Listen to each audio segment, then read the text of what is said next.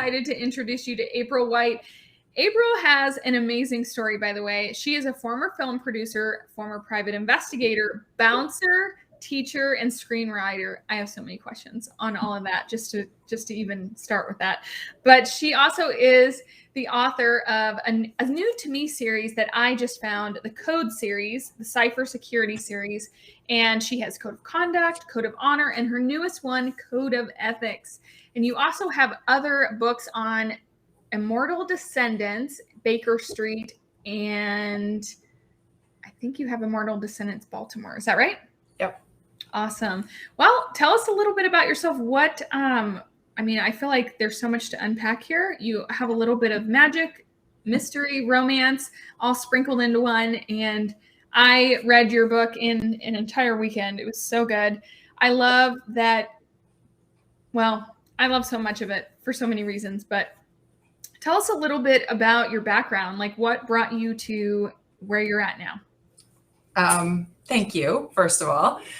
It's so lovely to be here. I really appreciate it.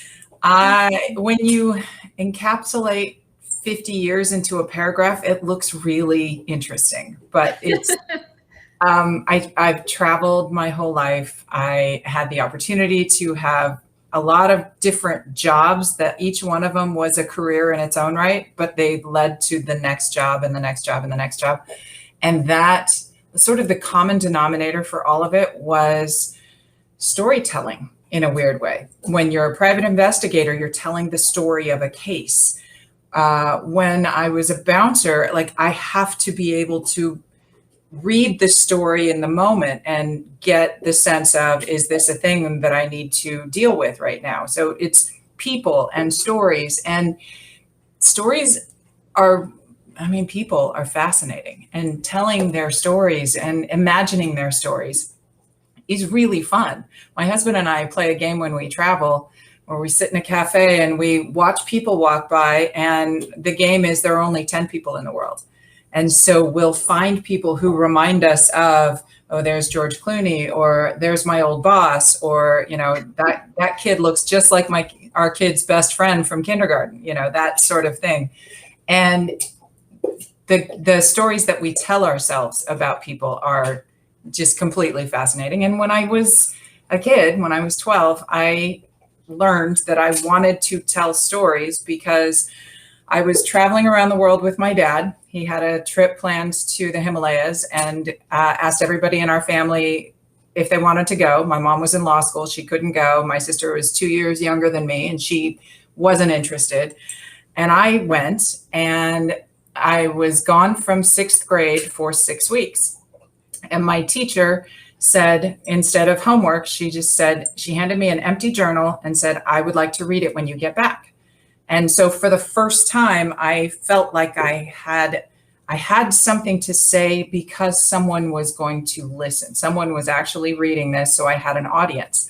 And it made me aware of the stories that I was telling about every single day. And I still have that journal, and I haven't read it in a long time, and I'm sure it's full of, I ate stinging nettle soup and yak meat momos today.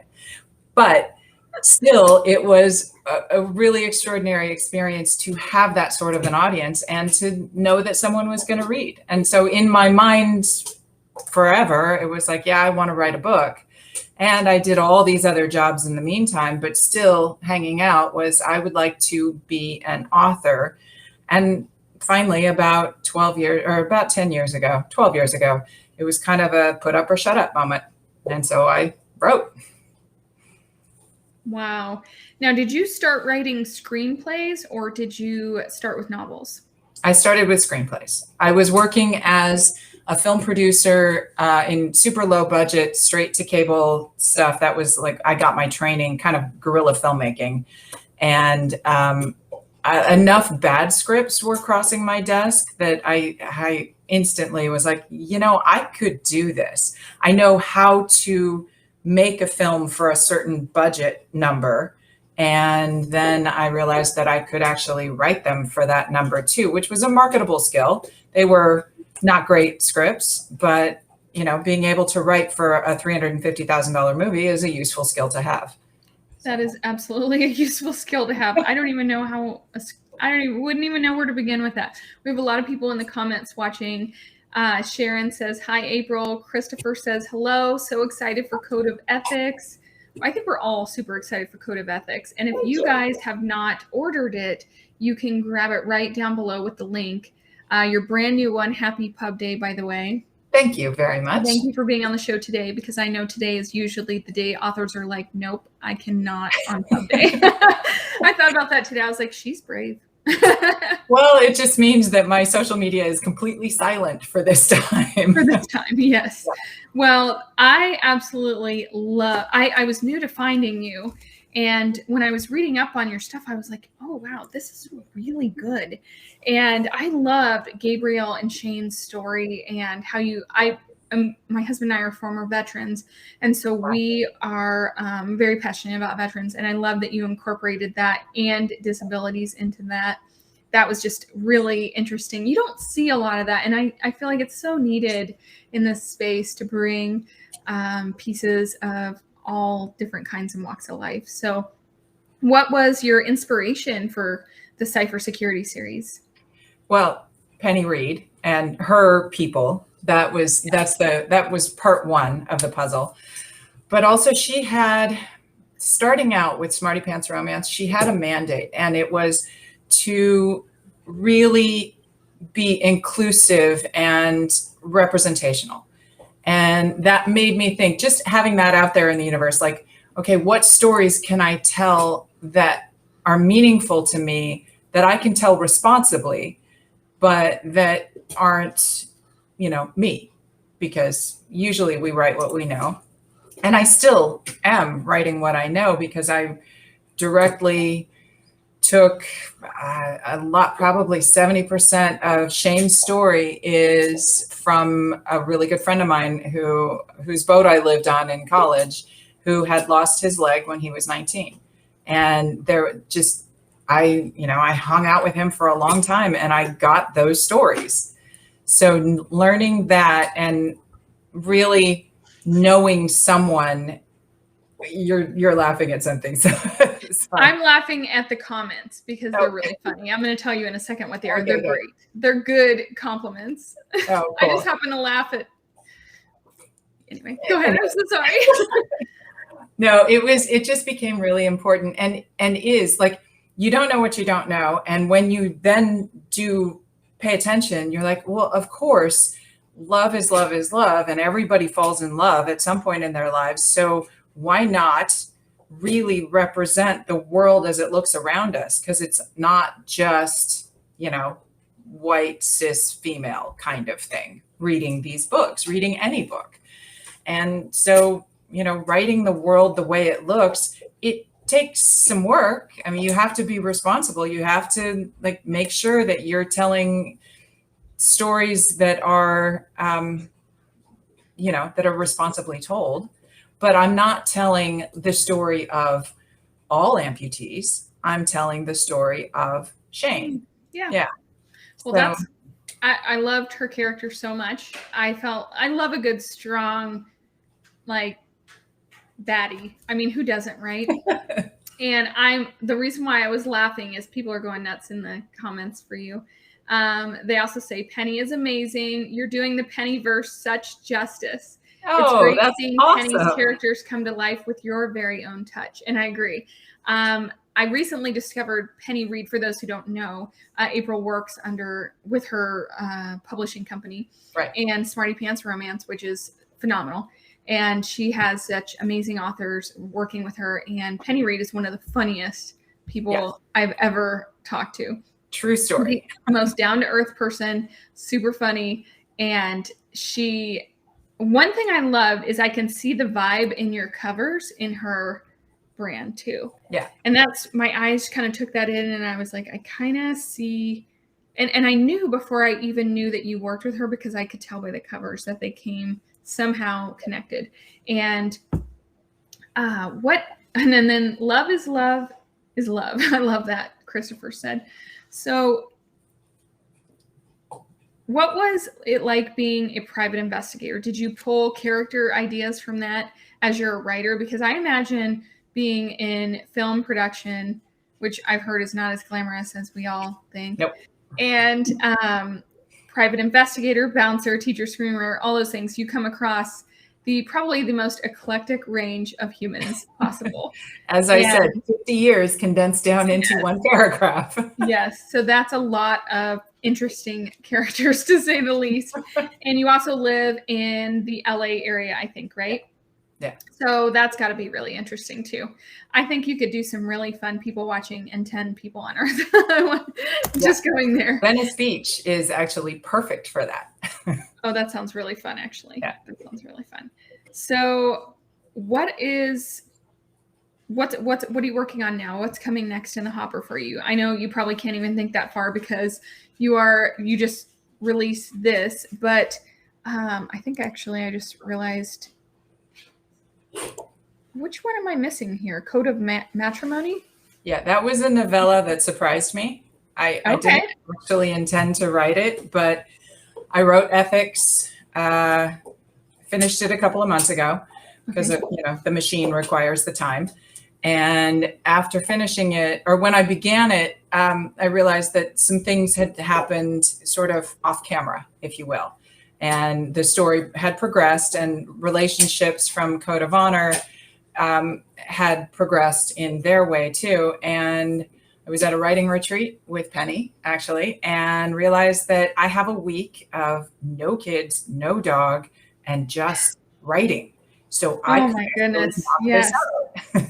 And so now I need to order that one. Holy cow! Didn't even realize that was an option. It's free on ebook right now. It's completely free for a month. Do you guys hear that? Do you guys have that one? Oh my gosh, Code of Matrimony free on ebook. You guys can grab that if you want to kind of cut your teeth and get started. I personally recommend. Also, another thing too, I do like my Kindle, but your books are beautiful, and they're really nice to read. They're not. I'll say this, and some people might not agree. I hate those small mass market paperback books. I just hate them. I hate them. I don't know why. They're so little and they're so fat. I don't like them. And yours are big. Not like overwhelming big, but just I can sit with it and not be like old lady squinting. And so I think I don't know, you guys watching in the chat, what do you guys think? Are you guys paperback, Kindle version? What are you loving? Kindle customer said, I woke up early and got to read 20% before work. Love, love, love the tension between Dallas and Oliver so far. Oh, cool. That is awesome. So people are already waking up today and reading your book. How does that make you feel as an author? It's always really, really remarkable I just wrote a post last night. It's kind of like, it's a Penny's tradition and she's passed it on. And so a lot of us do it. The traditional night before release day post and how we're feeling about the book. That, the last time I read Code of Ethics was about 4 months ago, but I was just up in the Yukon territory, up in Canada. The border opened for fully vaccinated travelers on August 9th. So my family and I were able to go up. My husband works up there, or is working up there this summer. And so we were able to go back where we haven't been in 4 years, but I know the area really well because we used to spend every summer there while he was working. And there are women of the North they're definitely kick-ass heroines. Yes, I get it. Yes. Yeah. They are remarkable. And there are two in particular that I really used as inspiration for Dallas. And I was writing it during COVID, during shutdown, and really wanting and missing travel. There were some trips that had to get canceled, and wanting to be in a place that felt safe, that felt alive, and, felt like the danger was something that I could see rather than a virus that I couldn't see. So that was important to me. And the women who inspired Dallas are remarkable women. And one of them in particular wrote to me, because I was up in the Yukon, I was able to bring her an advanced paperback. And so she then wrote me a whole post like on Messenger that was like, so this is what it took for me to draw a bath in order to get in the bath and read your book. And it was this whole litany of tasks that she had to do because she lives off grid. And, finding the water, filling up the tank, and ultimately her bathtub was leaking. So she dumped it, wiped it clean, duct taped it, and then refilled it. And it was just the most Dallas of things. And I was like, this is brilliant. And I begged her to let me share that, and she did. But oh my gosh, that's funny. We went to Alaska, which is pretty up there and off grid too. My husband and I actually stayed off grid for 4 days. Wow. No electricity or water or anything well, it had water, but not running water. And we did that people thought we were nuts. They're like, what? No Wi-Fi? No Wi-Fi. No signal. Nothing. And it was pretty fun. It was kind of a recharge. And I love the vibe up north like that. They really live differently, and they are very strategic, clever, and what's the word? Just very, absolutely no pretentious people. Right. There's no time. Down to earth, come as you are. And I loved your posts on Instagram about Yukon. I love everything up north. So I loved all the colorful buildings that you posted and all of that. What a treasure to be able to take your kids up there and see that area, and then it sounds like you got to travel so much as a kid, and you went to the Himalayas, which is amazing. Where else have you traveled that is something that's a mile marker in your life? My mom's German. And so every other summer we would go to Germany and stay with my aunt and cousins. And she would time them so that our school had ended, but their school was still going. So she'd shove us into German school for 3 weeks before they ended.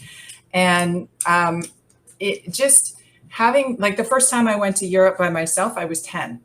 And she put me on a plane. I changed planes in London. And I think a flight attendant walked me through the airport. But otherwise, I was on my own, and I went and stayed with my aunt for a month. So just having the confidence to navigate the world, and also knowing, it's that idea of people's stories. There are so many people in the world, and everybody is the hero of their own story. So I love that. Everyone is the hero of their own story. That's amazing. Where at in Germany is your mom from? She's from Bad Oeynhausen, which is a little tiny spa town nearby Bielefeld, about an hour south of Hanover. Okay. When my dad was in the military in high school, I went to a German high school for 2 years, and an American one too. And I did like a program there where I did dual, and it was in Ansbach. Oh, nice. How's your German? It's a little rusty after all this time, but I was fluent for a while. And then I tried to take Spanish in high school, and I couldn't. It came out like Ganglish, half German, half English. I couldn't do it. I'm like, I already speak German and English, but I can understand very well. So I just can't probably put it. My vocabulary is probably gone. But you probably have an excellent accent still. Oh, I don't know. I want to go back and eat all the food, though. That's for sure. Right. That's for sure. I remember traveling like that as a kid, too. My mom was always sometimes I question my parents' sanity. They would say, I'd say, hey, there's a trip to whatever city for the military base, and it's like $50 a person. Can I have my passport, please? I'm going to go with my friends. Yes. And my mom would be like, have fun. Right. And mine too. And now, I don't think I would do that to my 15-year-old daughter. I'd be like, no, there are traffickers. It's bad out there. But I was well-traveled through Europe. By the time I was 17, I had seen and done so much cool stuff. And I lived. Nobody died. Right. But different world back then. I did apologize to my mom. I just sent my 18-year-old to college. I just moved him in on Sunday. And I kind of made the analogy that releasing a book is a little bit like launching a kid, because you've put all of this time and heart and soul into making it the best it can possibly be. And then you kind of trust it to the universe and hope you did your job. But I apologize to my mom for all the times I didn't call, I didn't write, and I really am kind of blown away at her trust in me for just like sending me out into the wild, and I survived. Yeah. I think it made us who we are. Yeah. Because, yeah, I mean, we were faced with some, looking back, I definitely had choices, a lot of choices, Right. and thankfully made some good ones. I remember going to the Netherlands and my friends and I walking on the Great Northern Sea at like midnight. We could have been murdered like 6 times. Right. All the decisions I made, I'm like, I don't know if those were always the best. But I hear Boris. Yeah, he's decided that I need to play with him with this the ball. Is a dog friendly Amazon life. No. So okay, so you have those 4, and do you have anything else coming with cyber security? I do have another one planned. Okay. It hasn't fully coalesced in my head yet, but I can tell you that the guy is Sparky. Okay. So, and Sparky is an engineer who he's the prosthetist or the prosthetics engineer who designs all of Shane's legs, but he's also a D&D gamer, and he's a lot of things that we haven't really discovered yet. He wears pink Crocs because his niece said you should buy those, and therefore he bought them, because when your niece tells you that that's what you need to wear, then you wear it. I really like him. He's like a brother figure for Shane. And I love how she's like, yeah, I need to use your computer. And he's like, okay. And then she like tears up his computer and he's like, what have you done?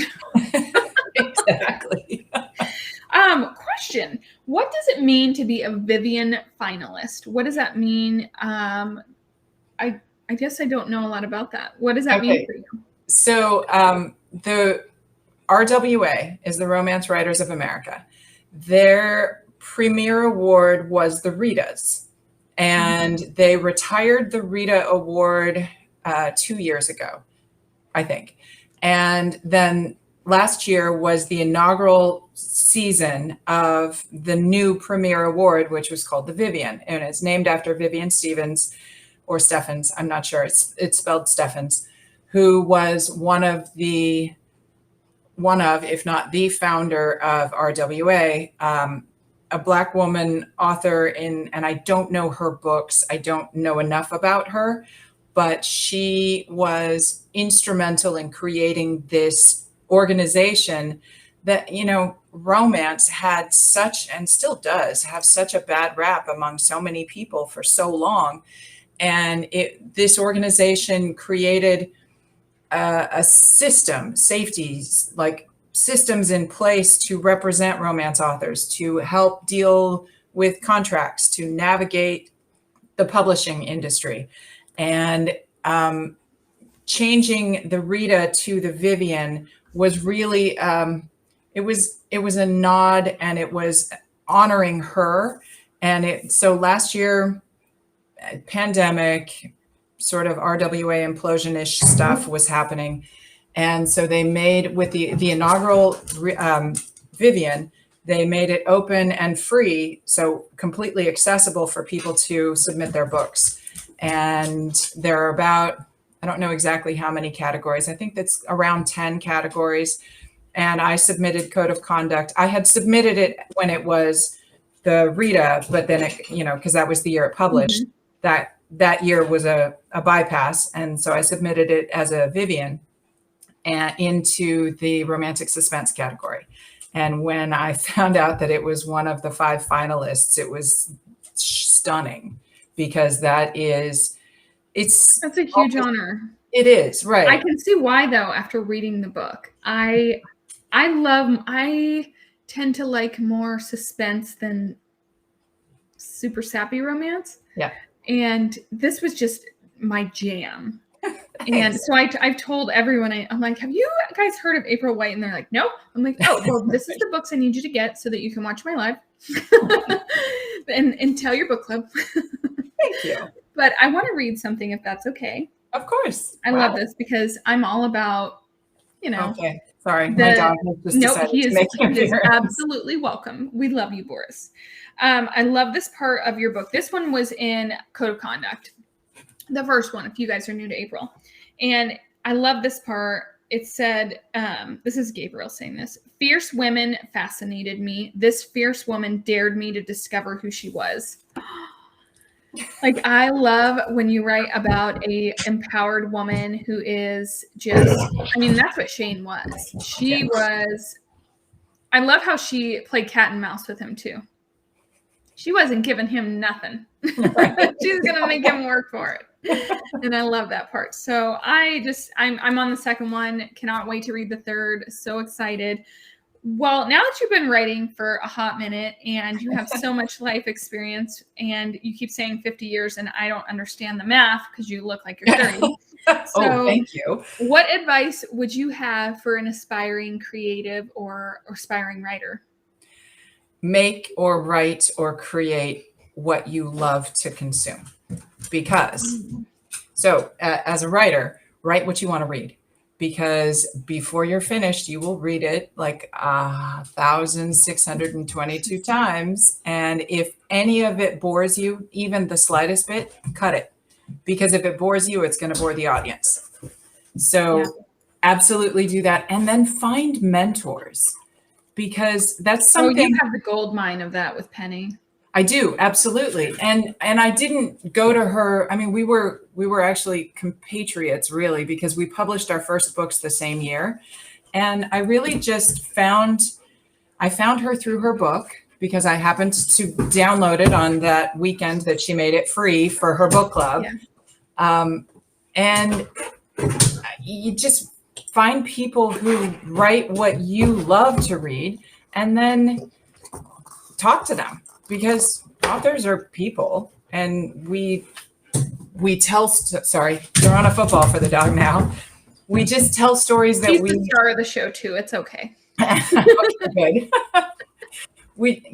When we're writing what we want to read, then there's obviously something that we have in common. So whoever is reading our stuff, we automatically have something in common with them. And so start a conversation, because and teach and learn. Like it's books and book selling, it's not a zero-sum game. Like, my success has nothing to do with anyone else's success except what I'm willing to learn from them. If I have a successful book, it doesn't take away from anybody else's and their sales. Only, everybody reads, and you don't stop at one book. You just keep going. Yeah. So like the competitiveness among authors makes zero sense to me. We're all in the same boat, and most of us in this particular genre are women, and women supporting women, we're unstoppable. So I love that. So true. I've been so lucky to have so many amazing women on the show that have just, even on the show said, oh, follow this author. And so one of my favorite things to ask authors is, what are you reading right now? I just finished Laini Taylor's Strange the Dreamer and Muse of Nightmares duology. I was listening to them, and the audio is fantastic. I love her books anyway. I loved Daughter of Smoke and Bone, that whole trilogy. She's kind of magical. I follow her Instagram. Like, she's the most color-filled woman in just everything that she does. During the pandemic, she was making quilts, and she just taught herself how to do that. So she taught herself that one day. Yeah, right. As one does. Yep. She writes beautifully, and I feel like her words are tapestries. And so that was lovely. It was a great way to pack my son up for college, is just have a book in my ears. And I also have kids outside the house too, and that is hard. It is hard when they go to another level, and you're like, wait a minute, I wasn't ready for this. Right. I keep shoving him off me, and then he's like, he's like, yes, we're going to do that again. Yes. What are you watching right now? I always like to ask that too, because sometimes I get really good show ideas, and I know everyone else does too. Well, two things. I'm deeply embedded in Ted Lasso, as I think anybody should be. And I'm also watching The Last Kingdom, which was Yeah, it's on Netflix now, and I'm in season 3. It's a 4-season thing. It's fantastic. Like, it was made for the History Channel, I think, and I didn't really follow it at the time, and I didn't know anything about it. But for, the history crazed human that I am, I love looking up the actual history. The dramatization is wonderful, but the actual history is fascinating, and I didn't know it. So I love that. Love that. Well, where can we find you on social and support you? Well, thank you. I love to post on Instagram because I'm pretty visual, and images are a fun way to do things. And I'm on Facebook, but really the most active I am in Facebook is in my own reader group, which you're going to have to link because I can't say it out loud. So, right, because we'll get banned. Yeah. But it's Kick Well, A I Heroine. think you guys go to April White on Facebook and do a little digging. Right. Amazon gets a little sensitive with swear words, so we won't say anything. But you guys can follow April over on Facebook, April White Facebook, and over on Instagram is it April White? Yeah, and April White Books is pretty much say. everywhere, and my website. That's an easy way through. Perfect. Well, awesome, guys. You guys can grab all 3 of, actually 4. You can grab that free novella of the Code of Matrimony and Code of Ethics. You can get Code of Honor, Code of Conduct. Grab them all. And I actually have 3 free books at the moment. Ooh, okay. Yeah, well, there you go, guys. That one, Death's Door, is I'm going to Baltimore in 2 weeks because it is a finalist at the Saturday Visitor Awards, which is the Poe Fest. Because congratulations! Thank you. It's sort of a retelling or a reimagining of Edgar Allan Poe's final days, but in modern times. And then Code of Matrimony is free, and then book 1 of my time travel series, Marking Time, that's free because I call myself a book pusher.